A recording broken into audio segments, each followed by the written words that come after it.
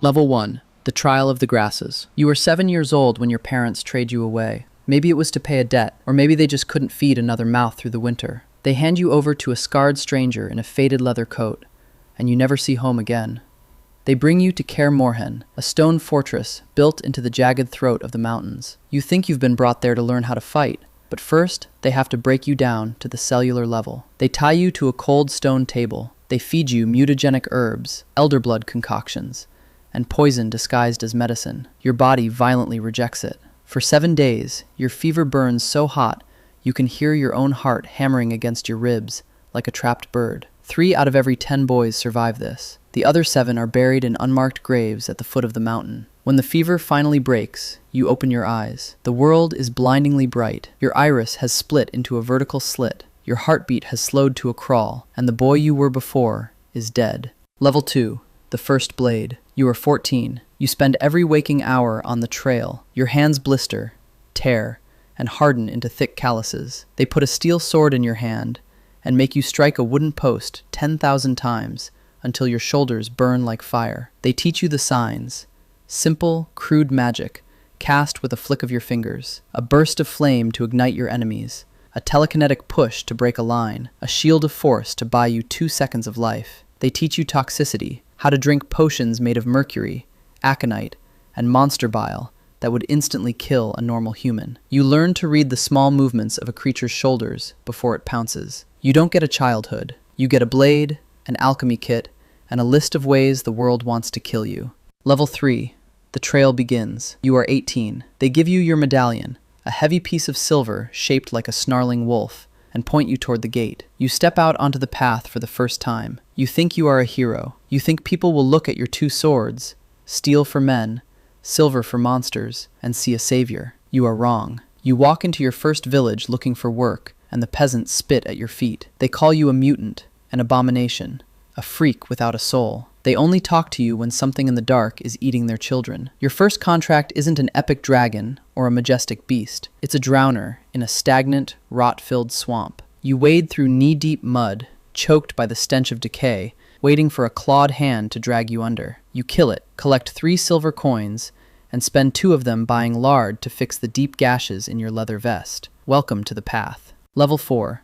The Anatomy of a Hunt. You are 23. You have learned that a witcher who relies purely on his sword is a dead witcher. Survival is research. A corpse is found hanged in a graveyard, its flesh drained of blood. You kneel in the dirt, examining the puncture marks, the sulfur scent in the air, the way the ambient magic vibrates against your silver medallion. It's a noon wraith. You spend 2 days preparing for a 30-second fight. You brew moondust bombs to trap its physical form. You coat your silver blade in necrophage oil. You swallow a potion that turns your veins black and fills your lungs with liquid fire. When the spirit rises from the earth, you don't fight with passion. You fight like an executioner, executing a formula. The silver slices through ethereal flesh. The oil burns it. You collect the trophy, a severed head dripping black ooze, and tie it to your saddle. The village alderman pays you half of what he promised because he knows you have nowhere else to go.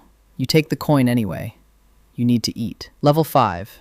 The Lesser Evil. You are 30. You ride into a town caught between 2 monsters, a ruthless bandit lord who burns farms for fun, and a local sorcerer who experiments on innocent girls to ward off a prophecy. Both come to you. Both offer you gold to kill the other. Both tell you they are the lesser evil. You try to walk away. You tell yourself witchers don't pick sides.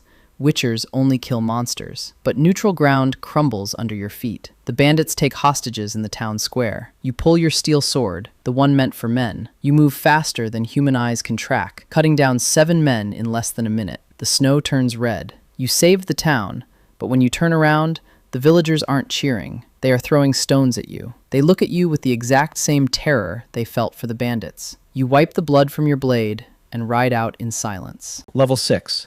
The Flesh Burns. You are 45. Your body is a roadmap of scars. A griffin's talons opened your ribs 10 years ago. Your left knee aches every time the winter frost sets in. The potions that gave you superhuman speed are slowly poisoning your organs from the inside out. Your hair is beginning to turn white, not from age, but from the sheer volume of toxic mutagens flowing through your veins. You watch normal men grow old, buy land, raise kids, and pass away peacefully in their beds. You cannot have children. You cannot settle down. Every winter, you return to the ruins of Kaer Morhen, look around the hall, and count who didn't come back. Last year, it was 3 brothers. This year, 2. The world is moving on. Kingdoms are building massive armies.